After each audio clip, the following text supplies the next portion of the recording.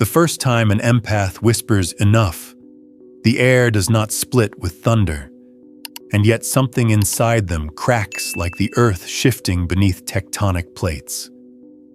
What looks from the outside like silence is, in truth, a beginning. The paradox is this: the empath's breaking point is not collapse, it is ignition. For years they have moved through the world like a soft stream, bending around rocks, absorbing every wound, smoothing conflict at the expense of their own voice. But Jung reminds us that individuation, the process of becoming whole, rarely begins in comfort. It begins in friction, in the unbearable tension between who you are and who you have pretended to be. Here is the moment when the sponge turns into a mirror. Jung spoke of the shadow as the portion of ourselves we exile, not only the dark impulses, but the unlived power and anger we disown. For the empath, this shadow is often constructed from silence, unspoken refusals, restrained fury, the small but steady erosion of selfhood. Over time, this shadow swells with energy, waiting to be claimed. And the instant an empath recognizes they have been holding more pain than their body or spirit can bear, the shadow steps forward like a long-forgotten companion. This is not weakness. This is the threshold of transformation. You must picture it as a candle long hidden under a bowl. At first, the flame is faint, smothered by the weight of duty and fear. But when the bowl lifts, when the empath dares to prioritize their own truth, the air rushes in and the fire grows. What once looked like submission now reveals itself as restraint holding back a torrent. And that torrent, once released, does not destroy, it illuminates. This is the paradox the narcissist never anticipates. Carl Jung called this shift an acceleration of individuation. Imagine it. A life organized around accommodation, suddenly reorganized by self-prioritization. To the untrained eye, it may appear abrupt, even shocking, but beneath the surface, it is the culmination of decades of silent apprenticeship. Every time the empath swallowed their truth, another layer of sediment built at the bottom of their riverbed. And when the current finally turns, it carries those sediments with ferocity, reshaping the entire landscape. Pause here and reflect. Have you ever lived so long in borrowed peace that you nearly forgot your own voice?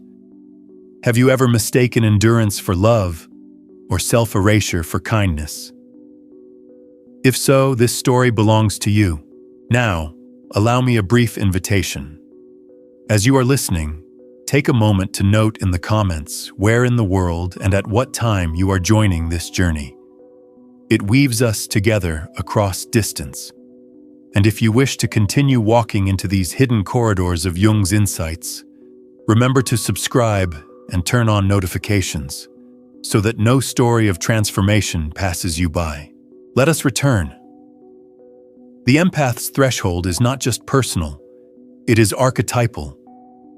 Across cultures and myths, we see the quiet figure who endures until endurance itself cracks open a new identity.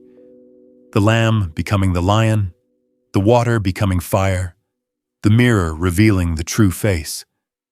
When the empath reaches this threshold, they are no longer content to hold another's wound without question. They begin to ask, "Who am I when I am not healing someone else?" This question is not rebellion, it is revelation. In this light, the empath's breaking point becomes less a collapse than a ceremony.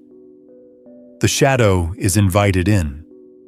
The wounded healer archetype awakens, no longer as a passive vessel of other people's pain, but as a figure who transforms suffering into strength. Individuation is seated here, not in denying the gift of empathy, but in learning that empathy without boundaries is a poison. This is the moment when the empath's silence acquires an edge, like a blade drawn not to wound, but to define. A whispered enough can rearrange an entire relationship. It is the tremor that signals the mountain is alive. It is the stillness before a storm that will wash away illusions. And so we begin this journey with the paradox that every empath must eventually face. The most dangerous thing about your gentleness is what happens when you finally protect it. The story will not stop here. Ahead lies the unmasking, the realization that what the empath has carried all along is not weakness, but a radar tuned to the deepest truths. The next step is to look directly at the mask of the narcissist and to see with shocking clarity the shadow behind it. The empath, standing at the threshold of change, begins to see with a clarity that slices through appearances. Where once every mask of charm, every delicate manipulation passed unnoticed, now the eyes of the empath penetrate straight through. Jung often insisted that the shadow does not only hold what is bad or sinful, but also the raw potential we abandon. When the empath finally claims this shadow, they do not become cruel. They become perceptive. And perception is far more dangerous to illusion than force. Picture the narcissist's mask, polished, rehearsed, shimmering with confidence. For years, the empath may have treated this mask as the face itself, responding to every expression as though it were authentic. But now, the empath recognizes the trickster's performance.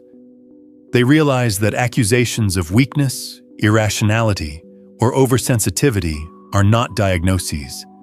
They are projections. The narcissist flings into the empath what they cannot bear to face within themselves. What once wounded now reveals the deeper pattern.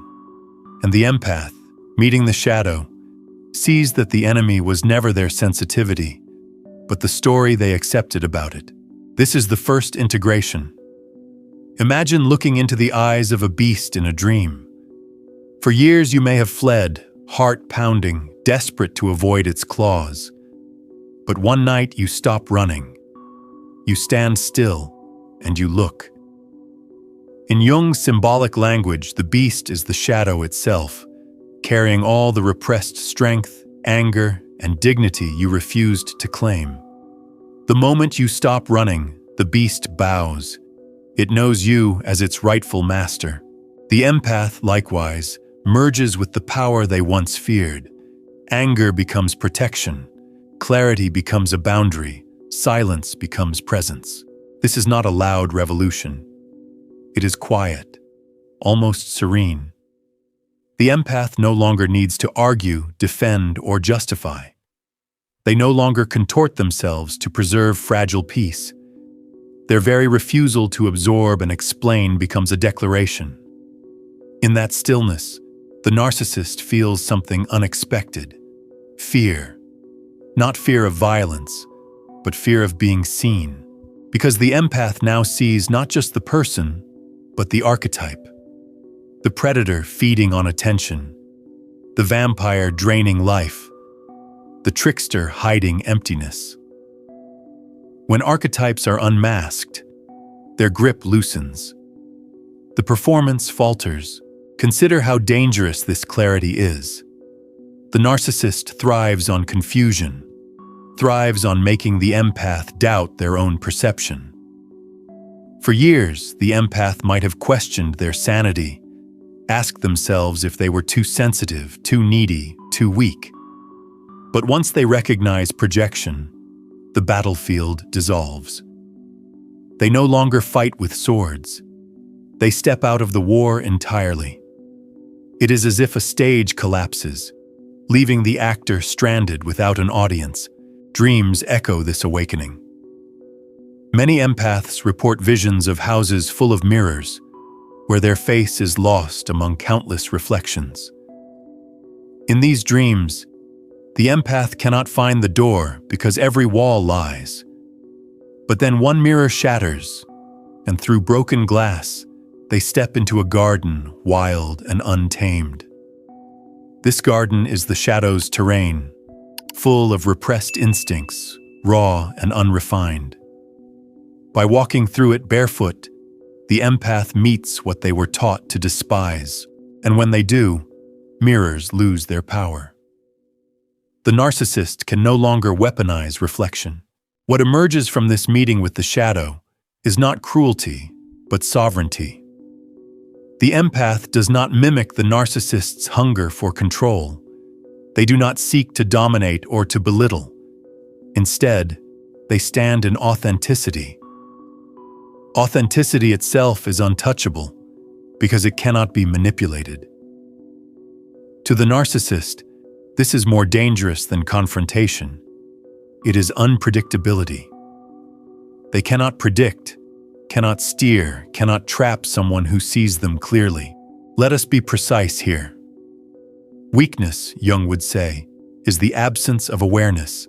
Sensitivity is not a void, it is radar.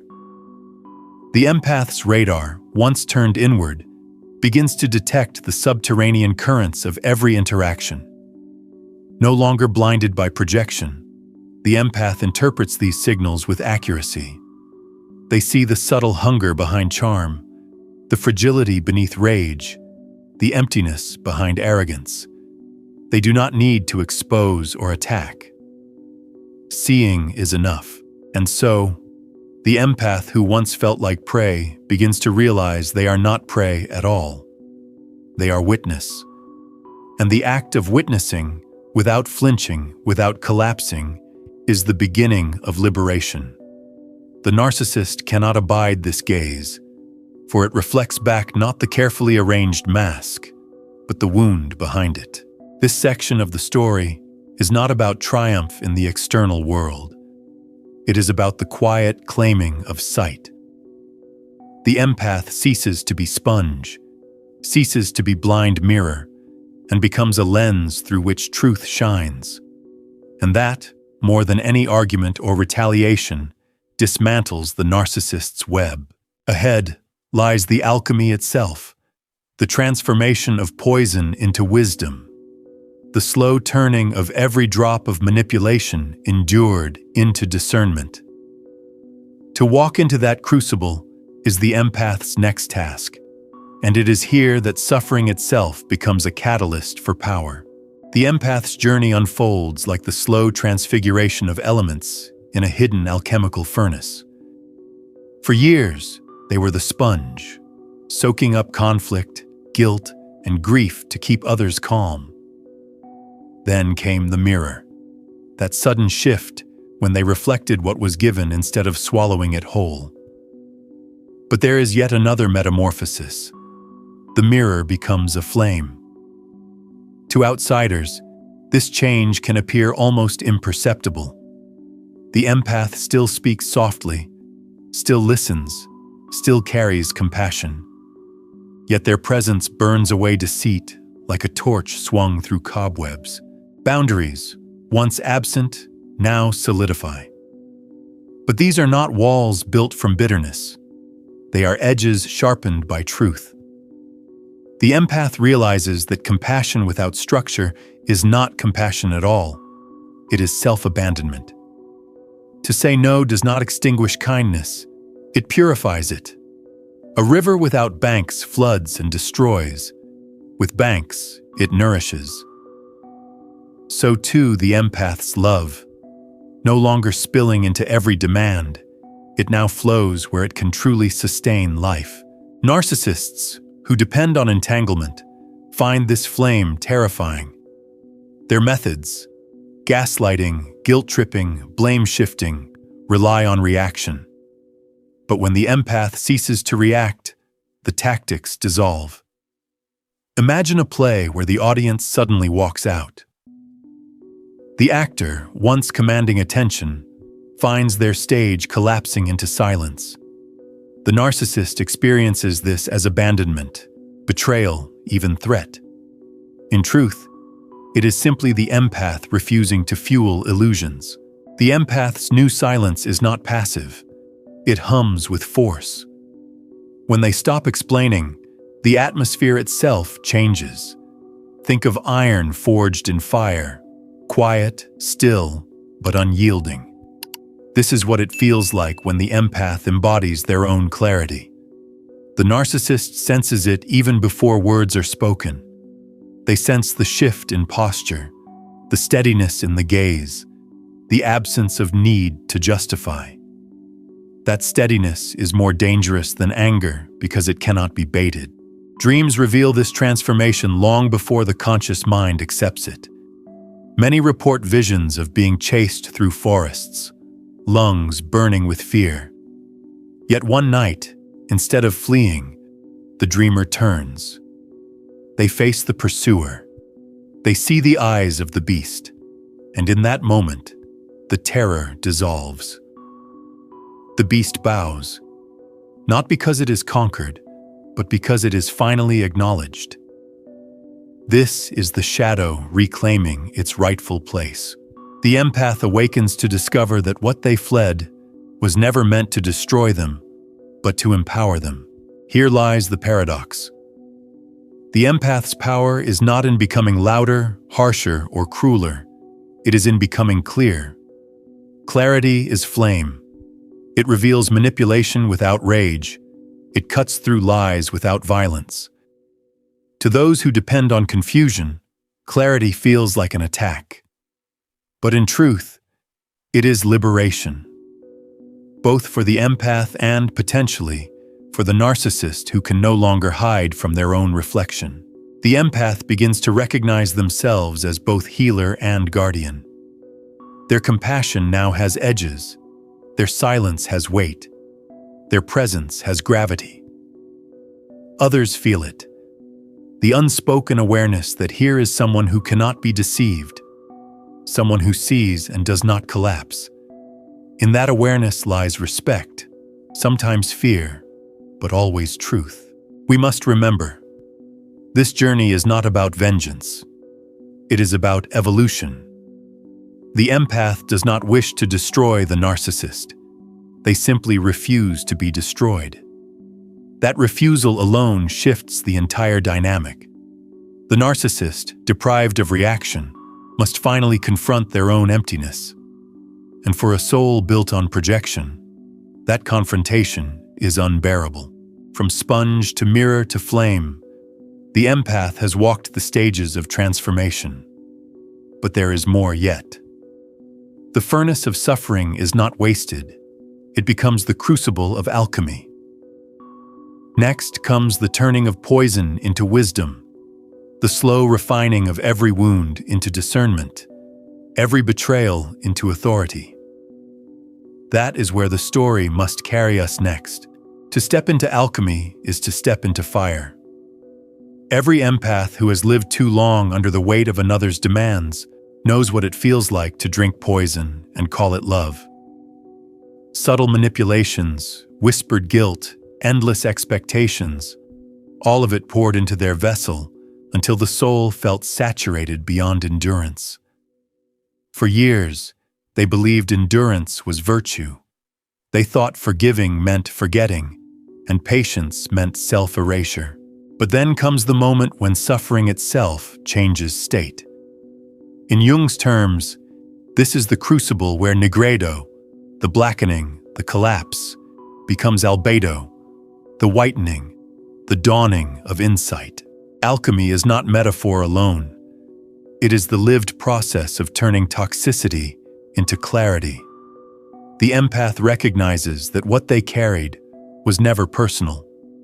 The narcissist's cruelty, the endless hunger for validation, the shifting accusations, it was not about them. It was about a fractured soul projecting its emptiness outward. This recognition is liberating. For the first time, the empath stops asking, "What did I do wrong?" and begins asking, "What truth is being revealed to me?" This shift is profound. Imagine a vessel filled with bitter liquid. Once, the empath drank it all, believing that to love meant to swallow every drop. Now they pour the poison into fire. Heat and time transform it into vapor, leaving behind residue of wisdom. They learn. Love is not endurance of abuse. Forgiveness is not permission to continue harm. Real love preserves the self. Real forgiveness releases resentment without tolerating bondage. The empath becomes an alchemist of experience. Each betrayal becomes a lesson in boundaries. Each manipulation sharpens their discernment. Each disappointment teaches them the difference between illusion and reality. Slowly, they begin to realize that the very traits that once marked them as victims, their sensitivity, their depth of feeling, are the same materials that, once refined, become gold. Sensitivity becomes radar. Suffering becomes strength. Silence becomes sovereignty. To those outside, this transformation may look subtle. No dramatic confrontations, no shouting matches. Instead, the empath grows steady. They see reality stripped of its disguises. They respond less, but perceive more. They move with a groundedness that cannot be shaken. To the narcissist, this is unbearable. They depended on confusion, on tangled emotions, on the empath doubting themselves. Now, the empath's gaze is unflinching, their truth uncompromised. It is not anger they wield, but clarity, and clarity is unassailable. Dreams mark this alchemy too. In the early stages, the empath dreams of drowning, lungs burning, body heavy with waters not their own. But later, the dream shifts. They rise from the water, gasping for air, finally breathing for themselves. In the unconscious, the message is clear. You are surfacing. You are free. Jung taught that dreams reveal the movement of the soul, and here the soul is no longer suffocating. It is awakening. This awakening does not harden the heart. It tempers it. The empath learns to distinguish between compassion and self-destruction. They discover that boundaries are not walls but gates, open to love, closed to harm. They see that not every broken soul is theirs to heal. Not every cry for attention is theirs to answer. And this discernment, born of fire, changes everything. It is important to emphasize. This is not about revenge. The empath does not become the abuser in turn. They do not retaliate with cruelty. The alchemy forbids it. Instead, they rise above the old cycle, refusing to play either role. Not martyr, not savior, not victim. They become something else entirely. Sovereign. And so the empath who was once consumed by another's poison now carries a flame of wisdom. They know how to love fiercely without losing themselves. They know how to forgive without forgetting. They know how to walk away without hatred. This is alchemy. Not escape, not denial, but transformation. The story presses forward. Having transmuted poison into wisdom, the empath now must wield that wisdom in daily life. And wisdom, when applied, takes shape as boundaries. The sharp edge of love, the line that defines where one soul ends and another begins. That is where our journey must turn next. Boundaries arrive like a revelation. For years, the empath mistook love for endless giving, mistook kindness for self-erasure. But when the alchemy of pain begins to burn away illusions, they discover something radical. Love is not measured by how much you sacrifice, but by how clearly you honor your own soul. To say no is not cruelty, it is clarity. To step back is not abandonment, it is self-preservation. And for the empath who has lived as an open vessel, this shift feels like learning to breathe for the first time. Jung spoke of individuation as the process of becoming whole, integrating light and shadow into a single self. For the empath, boundaries are the practice ground where this wholeness emerges. Each line they draw is a declaration. Here I end, and here you begin.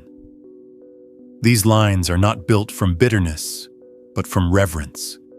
They are gates, not walls.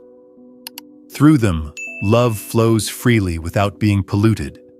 Compassion stretches without snapping. Generosity shines without depletion. Think of a garden. Without a fence, every passerby can trample the soil, pluck the fruit, uproot the flowers. The garden withers, not from lack of care, but from lack of protection. Boundaries are the fence. They do not prevent the garden from flourishing. They ensure it does. The empath who learns to build this fence discovers that their tenderness, once fragile, now grows fierce. Their compassion sharpens into discernment. They become capable of saying, "This is sacred, and it will not be touched without respect." The narcissist, who thrived on boundless access, panics in the face of these gates. Their usual arsenal, gaslighting, guilt, emotional blackmail, suddenly dulls. The empath no longer reacts, no longer bends at the first sign of pressure. The silence of the empath becomes unbearable because it no longer means submission. It means strength. It means choice.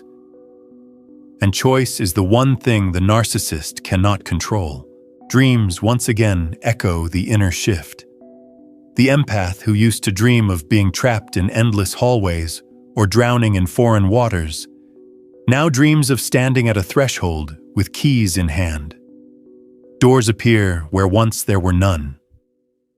Gates swing open and close at their command. The unconscious speaks plainly. You are no longer a prisoner of others' demands. You are the guardian of your own house. This clarity changes more than just the relationship with the narcissist. It ripples outward into friendships, family ties, workplaces. The empath begins to see where else they surrendered too much, where else they tolerated manipulation disguised as love, service, or duty. They no longer over-identify with being the caretaker, the martyr, the rescuer.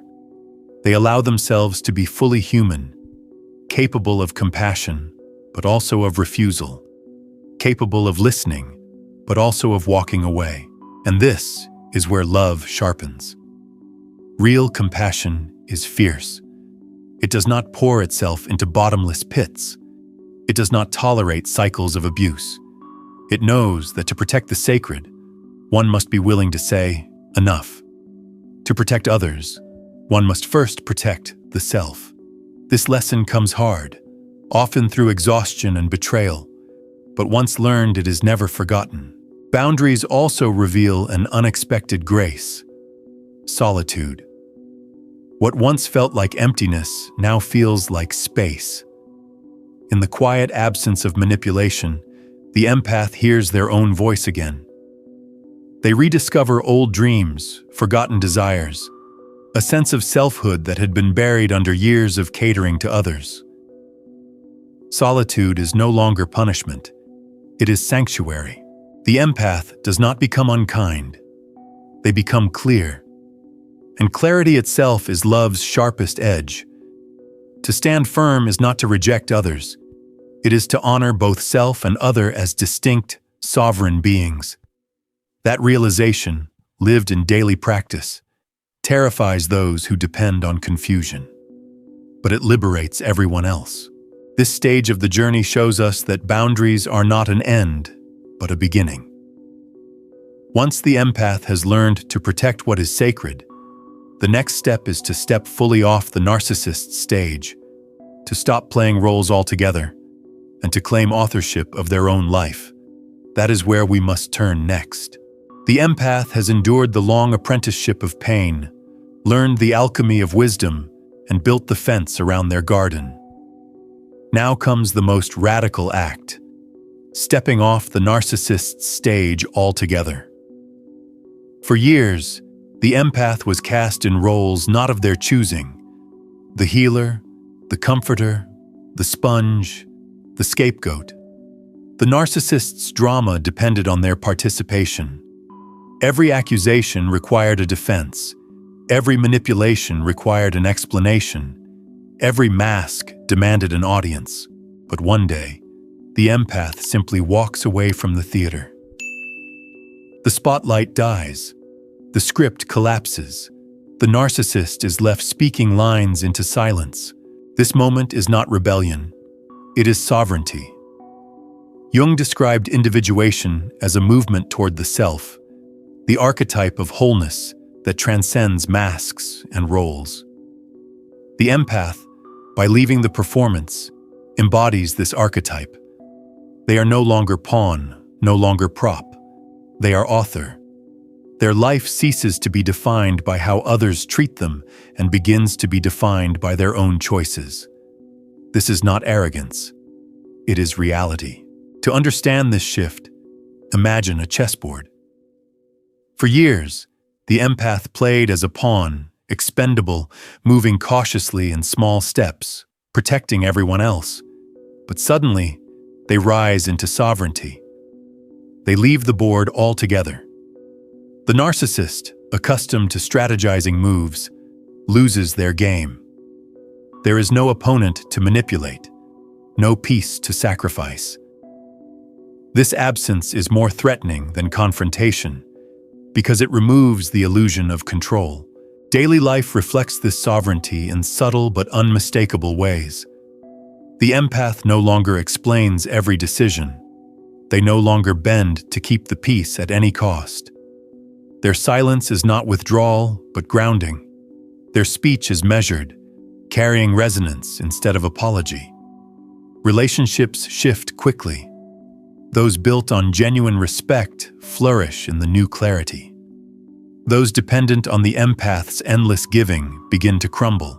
This dismantling is painful but liberating, for it reveals who stands with them and who only stood to take from them. Dream imagery mirrors this transition.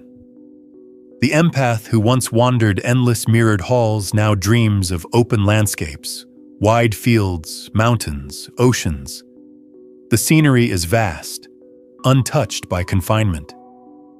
These dreams signal expansion, a soul no longer trapped in reflection, but walking in its own reality. Jung insisted that the self often appears in symbols of wholeness, circles, mandalas, wide horizons. For the empath, the dream of open space is confirmation. They have stepped out of someone else's labyrinth and into their own life.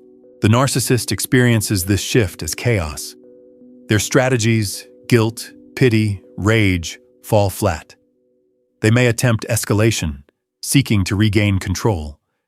But the empath, rooted in sovereignty, no longer plays. They do not fight, do not explain, do not collapse. They stand as if carved from stone, steady as mountains. And in that steadiness, the narcissist's own emptiness is revealed.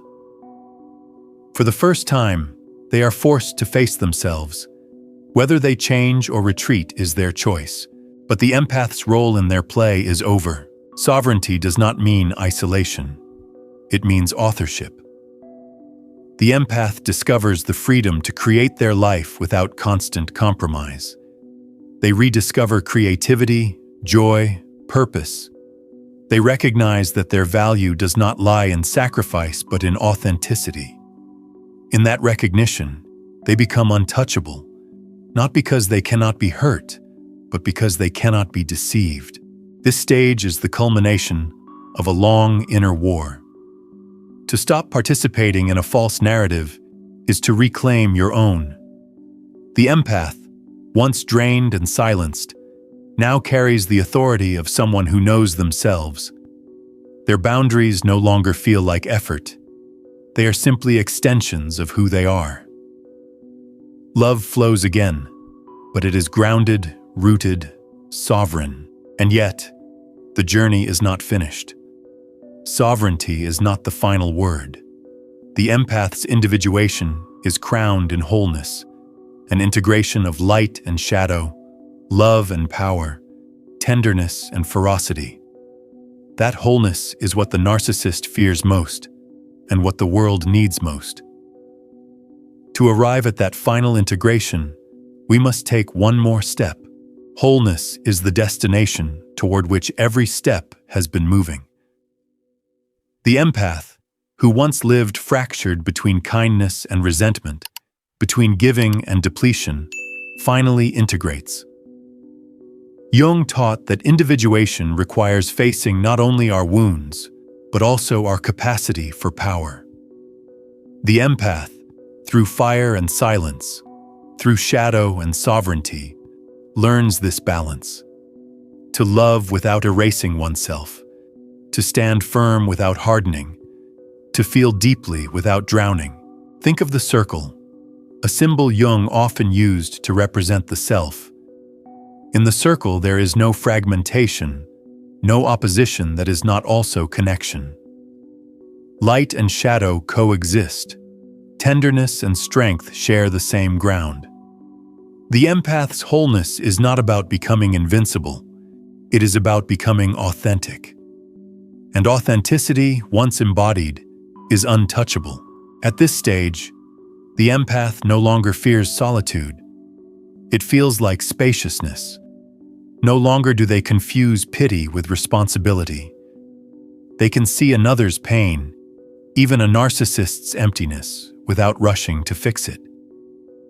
This is compassionate clarity, the rare blend of empathy and boundary that allows love to flourish without destruction. The empath has become both healer and warrior, giver and guardian. Dreams, once full of mirrors and floods, now open into gardens and wide skies. These images show integration. The beasts that once chased now walk beside them. The floods that once threatened now nourish. The empath recognizes that every part of their story, pain, betrayal, silence, even rage, belongs to them, and none of it is wasted. The shadow once feared is now ally. The wounds, once hidden, are now woven into wisdom. This transformation radiates outward. Others feel it. The empath's presence burns away illusions. Manipulation cannot survive in the same room with such clarity. Those who relied on confusion retreat. Those who crave truth draw near. The empath becomes a lighthouse, steady and luminous, not chasing storms, but shining through them. They do not need to convince or convert. Their authenticity itself becomes guidance. Wholeness also means remembering the body. The empath listens to fatigue and honors it. They practice rituals of rest instead of endless striving. They cultivate small daily practices, moments of silence, one honest no, 3 lines of dreams each morning, that anchor their truth in lived experience. These simple acts keep their wholeness rooted in the soil of daily life, not drifting as abstract ideals.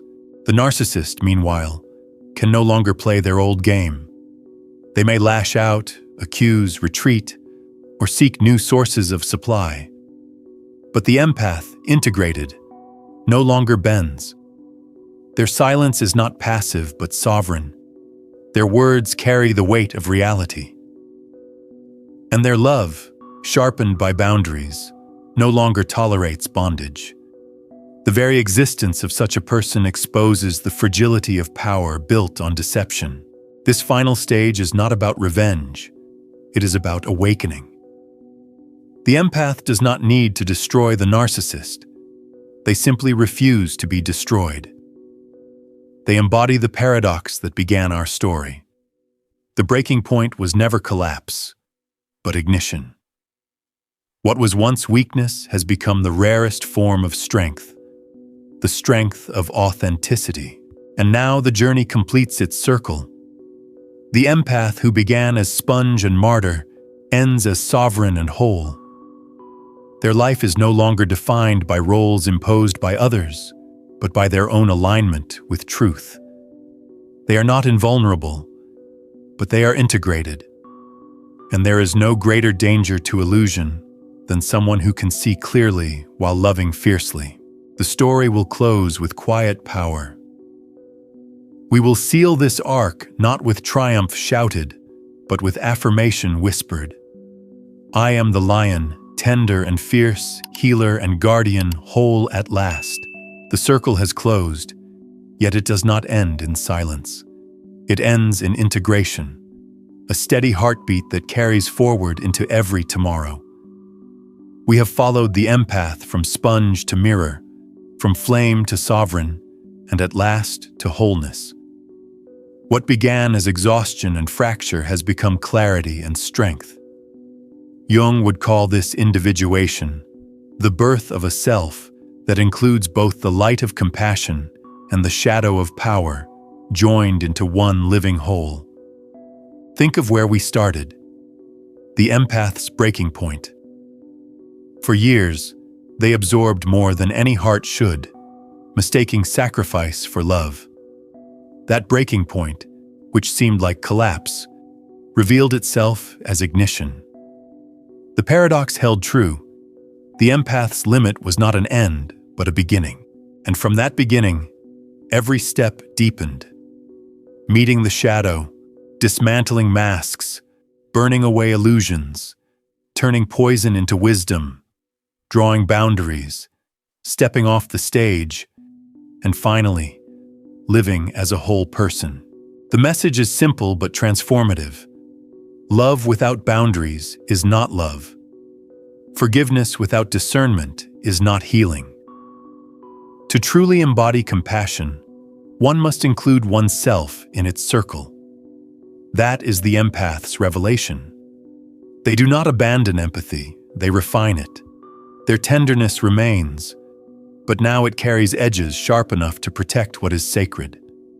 They are no longer a sponge drowning in others' pain, but a mirror reflecting truth and a torch illuminating what hides in shadow. To live this wholeness is to walk through the world as both healer and warrior. The empath still feels deeply. They still notice the subtle shifts of energy, the tremors of unspoken need. But now, they no longer confuse sensing with absorbing. They see clearly, and they choose. Their clarity disarms manipulation, for illusions cannot survive the light of authenticity. Their refusal to play old roles liberates not only themselves, but also others who witness their courage. And so, we return to the motifs that carried us: the lion, the lighthouse, the garden. The lion stands calm in the storm, tender yet fierce, never mistaking silence for weakness. The lighthouse does not chase ships into tempests, but stands firm, its beams steady, offering direction without entanglement. The garden grows lush behind a fence, its gates open to love but closed to harm. These images are not just metaphors, they are practices. They remind us daily of the balance between openness and protection, compassion and sovereignty. Now, let us seal this journey with 3 simple steps. A ritual of integration you can try within the next 24 hours. First, say one no with kindness, even if only to a small request. Second, gift yourself 10 minutes of silence without distraction. Third, write 3 lines from your dreams tomorrow morning, however fragmented. These acts, simple as they seem, root the archetypal story in your lived reality. They make wholeness not just a concept, but a practice. And finally, the affirmation, I am the lion, not roaring for domination, but steady in truth, tender and fierce, healer and guardian, whole at last. Carry this into your life, for the world does not need more masks. It needs souls who have walked through darkness and emerged radiant, whose very presence dismantles illusion. That is the rare and dangerous gift of the awakened empath.